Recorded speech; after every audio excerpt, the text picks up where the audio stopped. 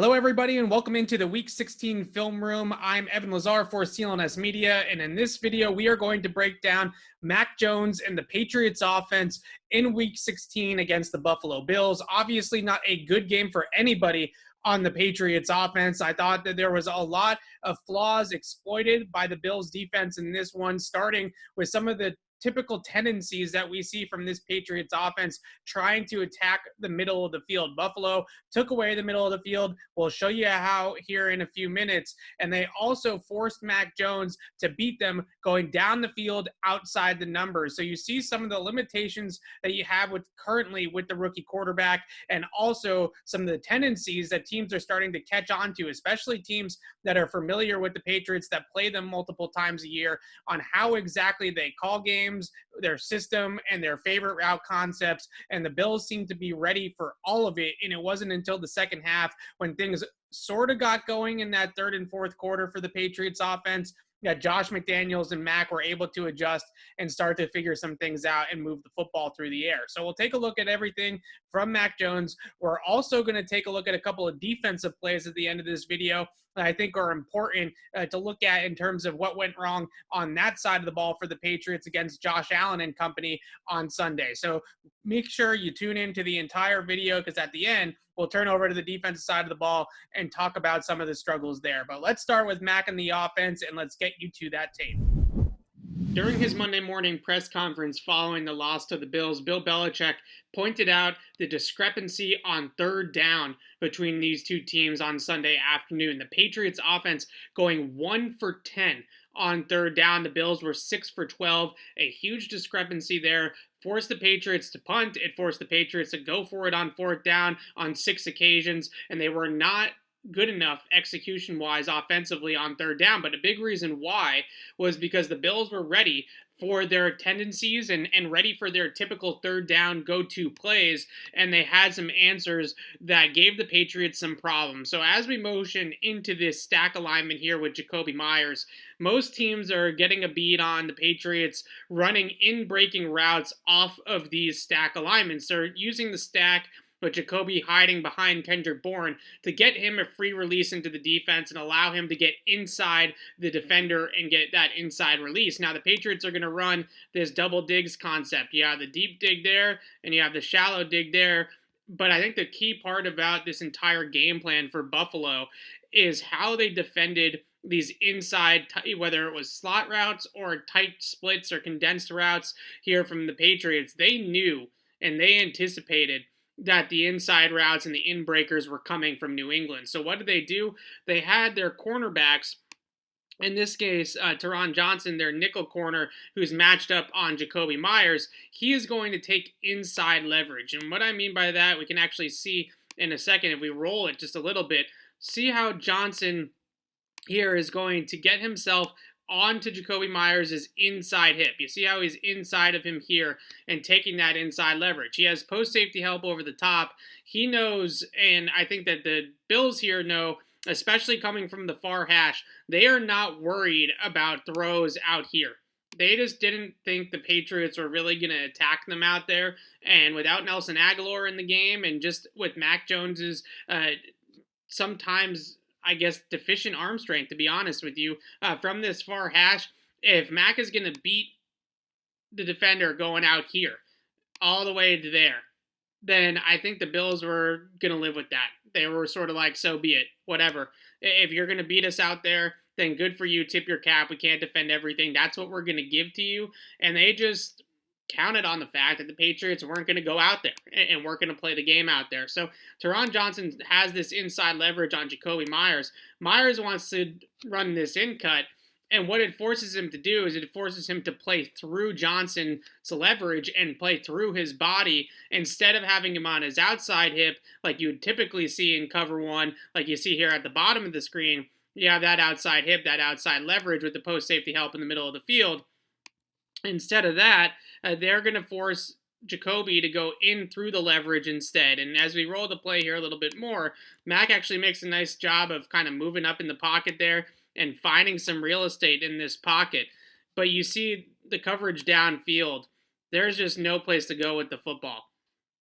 And a big part of it is because he wants to go to Jakobi here, but you see Johnson has that inside leverage. He's playing hugging low and inside of Jacoby and taking away that route, and there's just no place to go with the football. And Mack is going to try to force this throw into tight coverage, and it's going to get broken up, and the Patriots are going to end up punting. So a big part of the reason why the Patriots struggled so much on third down, the tendency breakers, right, in terms of the Bills were ready for their tendencies. They knew what was coming in a lot of ways, but that inside leverage that they took against those inside routes, that was a big part of the game plan for Buffalo and made it really difficult on the Patriots. Now, as the game rolled on, you're going to see the Patriots adjust to it a little bit.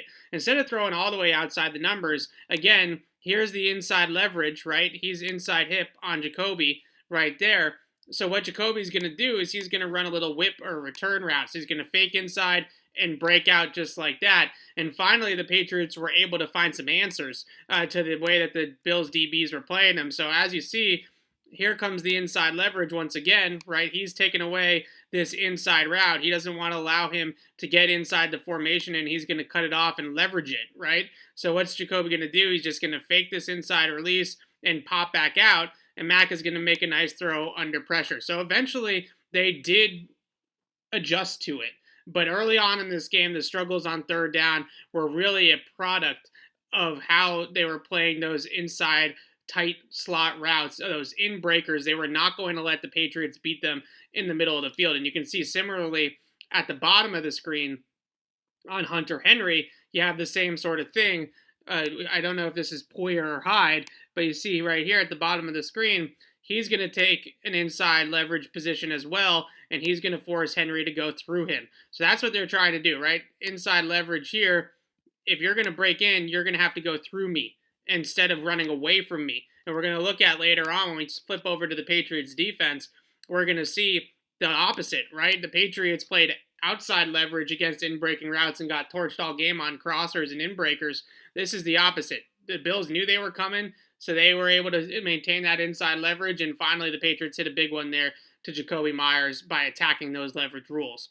All right, on this play right here, I think what we're going to get into is a little sail concept to Hunter Henry, and this is actually a really good coverage beater.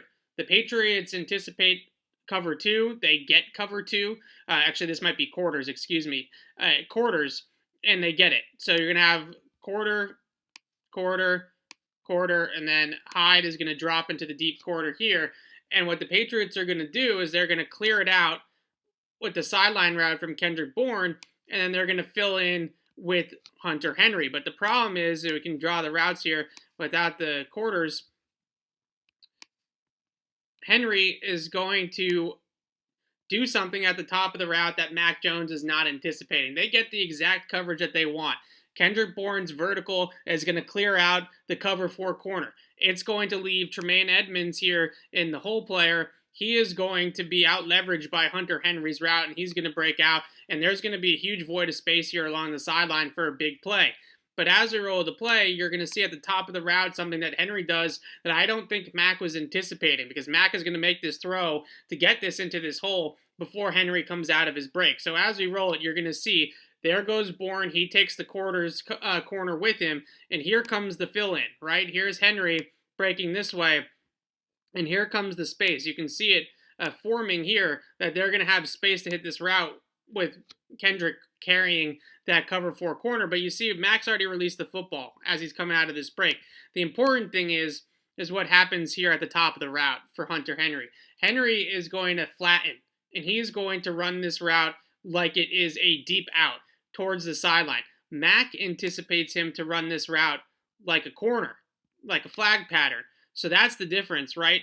Hunter Henry's on one page. He thinks I'm running an out. Mac thinks he's running a corner, and watch where the ball ends up. The ball is going to end up to the corner. See how Henry has to adjust and go back to it a little bit, and it's overthrown. So on first glance on this play, I thought that Mac just overthrew it. But when I watched it again on the All-22, I think what happens here is that they're just not on the same page. One guy runs an out. Mac thinks it's a corner. Henry runs an out. And we just have an incomplete pass as a result. And these are the types of things, look, when you play a good secondary like Buffalo, you're only going to have a couple of these opportunities a game to hit some shot plays down the field. They get the shot, right? Here comes Henry. He's out leveraging Edmonds. Edmonds isn't going to be able to get out there. Bourne's carrying the vertical. The deep safety is going to be the only chance really to get at this. And there's the hole, right? There's the quarters hole in this case that we talk about all the time.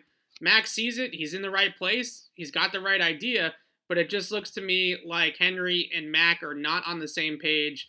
And Henry runs the out. Mac throws the corner. And there goes the incomplete pass. So that was the story of the game in a lot of ways for the Patriots, especially against zone. So here is another play where there's a big play to be had. Buffalo's secondary, to its credit, makes a nice coverage rotation. They disguise it pretty well. They confuse Mac a good amount with this coverage, I believe. And what we're going to see is here at the bottom of the screen, we're going to see a crossing route from Jakobi Meyers. He's going to run the cross. N'Keal Harry is going to run the post. So you have post cross. And what the Pats are going to do is they're going to fake the toss, and they're going to run play action off of the fake, and they are going to try to attack with this post cross concept against a cover 3 high coverage. Good call. Good complimentary play call. I thought the Patriots would dial this up eventually to have the crosser coming off the toss action, because they ran so many toss plays against the Bills defense in Week 13. I figured that they'd dial this one up eventually. Good call, good coverage to call it against. But unfortunately, what happens here is that the Bills secondary is going to rotate. So when they watch this post come here and the cross, they're going to see it coming. And what's going to end up happening is that this post safety in the middle of the field, he's going to come down and he's going to take the crosser. So as Jakobi crosses, he's going to take the crosser. This outside corner at the bottom is going to rally and replace him at the post. Okay, so what Mac is going to see as we're rolling this play here in a second is he's going to see that deep safety vacate the post. And when he sees him vacate the post, he thinks that he's got N'Keal Harry open on the deep post route because there is no post defender. What he doesn't account for, and this is kind of a rookie mistake by Mac Jones, what he doesn't account for is the backside corner, replacing the post route. So the open receiver, is, as you're going to see, is clearly Jakobi on the crosser. He's going to come open, and he's going to be wide open. But as we play it, I'm going to show you why I think Mac was influenced off the crosser and why the rotation more or less catches him, right? Catches him by surprise. So there's the fake. As we get to this point, you can see here's the crosser, right? This crosser is wide open to Jakobi. But at this point in time, he sees this defender on N'Keal Harry trying to fight through. And I think he thinks that that defender is going to jump this route if he throws it right here. What he also sees is he sees the post being vacated, and he just doesn't recognize or doesn't see or thinks that N'Keal is going to be able to split it. I don't know.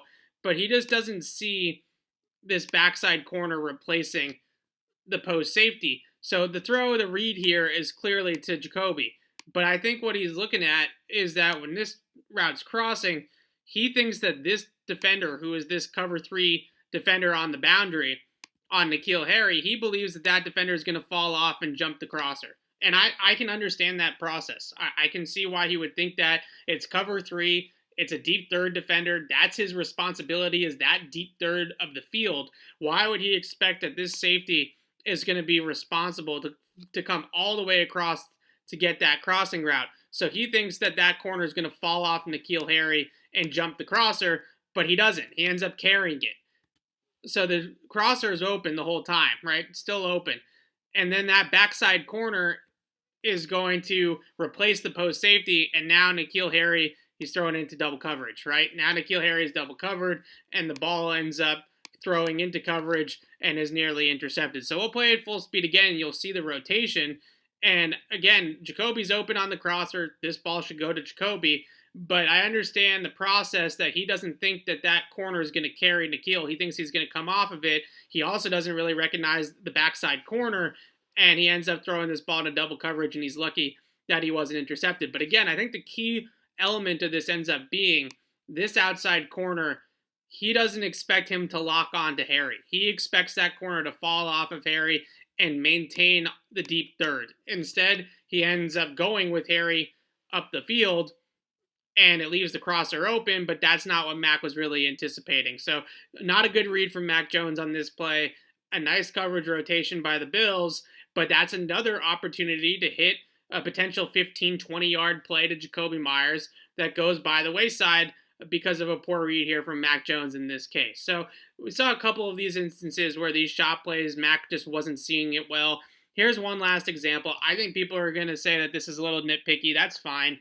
But I think it's important because when you're at this high red zone position, you're at the 16-yard line, these are the types of downfield throws the Patriots need to get out of Mac Jones because he's not going to hit the 60-yard bombs, and that's okay, right? I don't need the 60-yard bombs. But when you're at the 16-yard line and you have a guy behind the defense and you have him leveraging the deep safety or the deep corner in this inverted coverage, for example, you need to make this throw, in my mind, and you need to make this throw into a tight or closing window. This is an NFL touchdown pass. This is not a wide open SEC touchdown pass. This is a touchdown pass that good quarterbacks make in the league. So what's going to end up happening is the Bills are going to play too high, two-man again, and Levi Wallace here on the boundary is going to rally to split the field.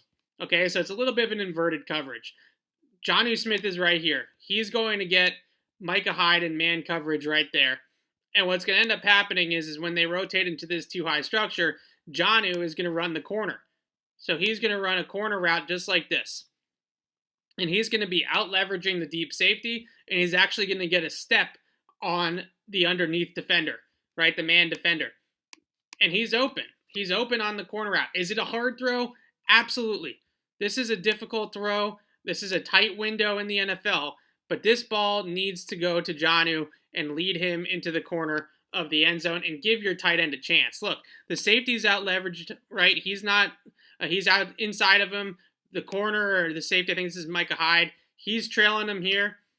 There's no place for this is not a defensible throw if it's put in the right spot. That's where I'm trying to go with this. If you put this in the back corner of the end zone or even in the front pylon here and lead him towards the sideline, this is the touchdown. This is 6 points. Mac Jones right now, we need him to make this throw. The Patriots need him to be able to make this throw. And I sit here when I watch this tape back and I scream, rip it. Just rip it, right? You just want to see him uncork it because, again, this safety's leveraged by the corner. Okay, he's out leveraged. He's got at least a step on Micah Hyde. He's winning on this route. And this ball's got to go to Jonnu. Instead, what does Mac do? He checks the football down here to Brandon Bolden in the flat. It is complete for 6 yards. The Patriots would convert on 4th down, but you make it a lot harder on your offense. Right now, you have to convert a 4th and 3. Then you have to score after that, after converting the 4th and 3, and they almost didn't convert it. It was the bootleg play where he directed traffic and pointed Jakobi back into the middle of the field. It was pretty close to not being converted, and then you don't get any points on this drive. So this is a two-man coverage that is a great coverage to throw the corner route against because you have the half field safety and he's out leveraged by corner routes. All right, this is why when you see too high, you run. This is basically like a smash concept, right? You have the under and then you have the corner. This is why those concepts work so well against two-man or to cover two coverages is because of situations just like this. So I want to see Mac rip that. I want to see him throw this ball to Jonnu. Instead, he checks it down. And I can see some frustration on Johnny's face, or in Johnny's body language, I should say. He is winning this route at the bottom of the screen. That ball's got to go to the tight end. It gets checked down. And these are the types of throws that I think against some of these better teams, some of these better defenses, once you get into the end of the season, Mac Jones has got to make some more aggressive decisions with the football. And he got baited into an aggressive decision with N'Keal Harry. And then he passed up on a couple of bigger decisions in other instances. And I think that really hurt the Patriots in this game. So again, bottom of the screen, Jonnu Smith winning on the corner route, doesn't get the ball. That ball's got to go to his tight end. And that was where some of the frustration lied for me with Mac Jones in this game was a lack of aggressiveness down the field and then over-aggressiveness at times, like in the example with N'Keal Harry. And he's got to find that balance again, where there are going to be some windows that he's going to have to push the football into, and he's going to have to be willing to do that. Whether he's got the Josh Allen level arm strength or not, to be an NFL quarterback, or he's an NFL quarterback. To be a great NFL quarterback, you got to be able to make those types of throws. And those are the ones that I find frustrating. All right, let's get into this defensive tape now. And this whole thing is just frustrating. I know some people are probably shut it off already just because they can't take it anymore. But I want to point out a few things here. First and foremost, I think watching the game live, reactions after the game, a lot of people were perplexed by the lack of adjustments and the fact that the Patriots didn't try to do anything differently but play cover one against these crossing patterns. And after I watched it back, and that's why I want to show these two examples in particular, I actually think the Patriots did try to take away the crossing routes with robbers and with passing these routes off to the safeties and leveraging them. The problem is that Brian Daboll was ready for it. And to his credit, Brian Daboll called a great game in some of these third down red zone type of situations, and he was able to help Josh Allen convert 11 times, 11 first downs against cover one. So as we roll this play, you have Diggs here as the point man and McKenzie motioning in here to this tight bunch formation on this side of the field. What's going to end up happening is they're going to call one cross. What's one cross? One cross means that this safety right here is going to rotate. Devin McCourty is going to rotate into the box, and he's going to cut a crossing route. When he cuts the crossing route, the defender who was initially on that man is going to rally back and replace him as the robber. So what's going to end up happening is Diggs is going to, and this is speaking to Daboll and how successful he was against this Patriots team, they're going to run crosser with another crosser. All right, they're going to cross two guys over the middle of the field. So what's going to end up happening is that Devin McCourty can't help to both crossers. He can only cut off one of the crossers. So someone's going to be out leveraged. And I think the other frustrating part about this game, from a Pats defensive standpoint, was that when these defenders watched these guys run across their face and nobody redirected anybody. Nobody was physical with them. Nobody got up on him on the line of scrimmage. Nobody contacted Isaiah McKenzie the entire game at the line of scrimmage. They just allowed him free release after free release after free release. And when you're dealing with a player who's running a sub 4.4, he's getting a free release, and you have an out-leveraged corner with no help in the middle of the field, I don't care if you are Jonathan Jones, Miles Bryant, the fastest slot receiver or corner to ever play the game of football, you are not going to catch up to an NFL receiver running across the field if nobody jams him at the line of scrimmage or redirects him. So the player I'm looking at here is Kyle Duggar. Okay, Duggar's right here. He's got Dawson Knox in man-to-man. McKenzie's going to go right across his face. Now, the problem is that it's borderline, right? You have that 5-yard window that you can make contact with the receiver. And as you can see, the line of scrimmage is the 25, and Duggar's standing on the 30. So he's thinking to himself, if I contact him, I might get a penalty for hitting him. Well, the Patriots just let him run right by him. So again, you have Devin McCourty coming in. He's going to come in here, and he's going to cut off Stephon Diggs going across the field, and J.C. Jackson is going to rally back and replace McCourty as the robber. The problem is that McKenzie is also going to cross the field, and there's not going to be a secondary help defender to help out on McKenzie. And because Kyle Duggar doesn't make any contact with him, he's going to get a free release. So let's roll the play here. And you can see there's the free release. See this pass up? Duggar almost contacts him, right? He's thinking about it. He's thinking about it. And you see Miles Bryant is just, he's out leveraged. I mean, he's trying to run and catch up to Isaiah McKenzie, but there's just no way that he's going to be able to catch up. And here's Devin McCourty, and he's taking away Diggs, right? He's got Diggs, and he's going to X out Diggs here, and J.C. Jackson's going to fall off and drop here, and it just leaves nobody over here to help out Miles Bryant. And if Kyle Duggar doesn't make contact with McKenzie, it's blouses. I mean, there's just no way that Miles Bryant's going to be able to keep up coming across the field. I know we want to scapegoat Miles Bryant. I know we want to say this is Miles Bryant's fault that he couldn't cover McKenzie. There is no hope here for Miles Bryant. Devin McCourty overtakes Diggs. Nobody helps to Bryant. Nobody redirects McKenzie. and it's easy. It's just too easy. And here's a similar situation. Well, you can look at this from the end zone angle, and you can see the McCourty pass off. You can point that out a little bit more here. So there's Diggs, right, in the slot with J.C. Jackson. Here comes McKenzie on the motion. Here's Duggar. Here comes McKenzie. They're going to cross him out. Or, excuse me, Diggs. There comes Diggs. Devin McCourty is going to stay into that interior, and he's going to make sure that he stays inside of Diggs. As we roll the play, you can see there's the exchange, right? Devin McCourty taking Diggs. He's going to step up and cross off this route right here. J.C. Jackson's going to rally back. And look at where it leaves Miles Bryant. He just is out-leveraged. He's in a foot race with a really speedy receiver, and he gets no help from the safeties, and he gets no redirect from Kyle Duggar. That's the other big part of this play, too. Duggar just doesn't get his hands on McKenzie, allows the free release, and I'm sorry, but nobody's stopping that route. Nobody. And here's another example, okay? So the Patriots tried to adjust to this a little bit. They did more than I thought they did, honestly, watching it live.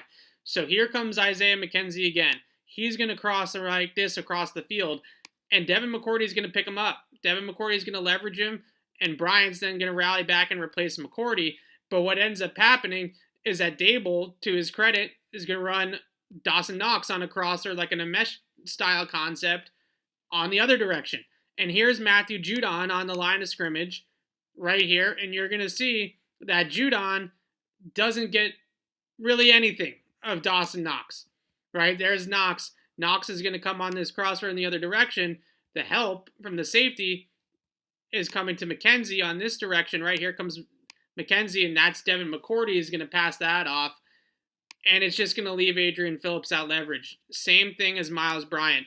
There's just no way, if Matthew Judon doesn't chip and doesn't get a piece of Dawson Knox, and doesn't hold up Dawson Knox for Adrian Phillips, there's no way that Adrian Phillips can win this foot race. He's out leveraged. He's too fast. There's too much speed in the NFL. There is no way. So as we roll the play, you can see here comes McCourty. He's going to cut off McKenzie. They're going to pass this off. So McKenzie gets cut off. And then you see Adrian Phillips just out-leveraged in a foot race right there with Dawson Knox, and there's just too much space. And I want to roll it one more time from the beginning and point to Judon. And I'm not trying to rag on these guys. I'm really not. But if you're going to play cover one man free, and this is the coverage you're going to play, Judon has to get a piece of Knox. He has to. He has to redirect Dawson Knox, or the Patriots are in trouble. And that's exactly what happens. Doesn't, and the Patriots are in trouble. Allen makes a good throw, and it's another third down conversion. So leverage is such a key word with defense, and that's exactly what happened with this game for the Patriots defense, is that they were out-leveraged the entire game, and they didn't do enough with redirects, with help defenders, to be able to help out and leverage these routes coming across the field. Cover one man free 47% of the time. The Bills are ready for it. They ran intersecting crossing routes. They ran crossers from the same direction and stressed that help defender. Devin McCourty in this example, he can help to one crosser, but he can't help to both. No redirect from Kyle Duggar. It's a foot race. And Miles Bryant's not going to win it from an outside leverage position. Same thing, foot race for Adrian Phillips, out leveraged. Can't help himself. Can't get over there. And the Patriots defense got smoked by these. So credit to Brian Dable. Credit to Josh Allen for making the throws. Credit to the Buffalo receivers for threatening leverage all game long. But this was a systemic breakdown for the Patriots in the secondary. This wasn't Jimmy's and Joe's. This was more about X's and O's and not having the answers to that style of offense. And it feels like every single time the Patriots play a big game and lose because of their defense, it's because a team is crossing the crap out of them, right? It's crossing routes, it's slants, it's in breakers all game long, and the help doesn't come to the middle of the field. Redirects, help defenders, no leverage, no way. That's the way that I look at it from this Patriots game, from the defensive point of view. So really frustrating game. I wish I could break down something happier for you guys this week. Hopefully the Patriots will deliver that next week with the Jacksonville Jaguars in a get-right game for New England on Sunday. It's frustrating to break down this tape, but I think it's important to learn from it, study it, learn from it, make the corrections, move on. Hopefully that's what the Patriots do this week. But thanks so much for watching, guys. We'll be back next week with a breakdown of the Jacksonville Jaguars game, and keep it right here on CLNS Media for all your film breakdowns, the Patriots Beat podcast, Patriots post-game show following every single game, and all your coverage all week long on the New England Patriots. I'm Evan Lazar for CLNS Media. Thanks for watching, everybody.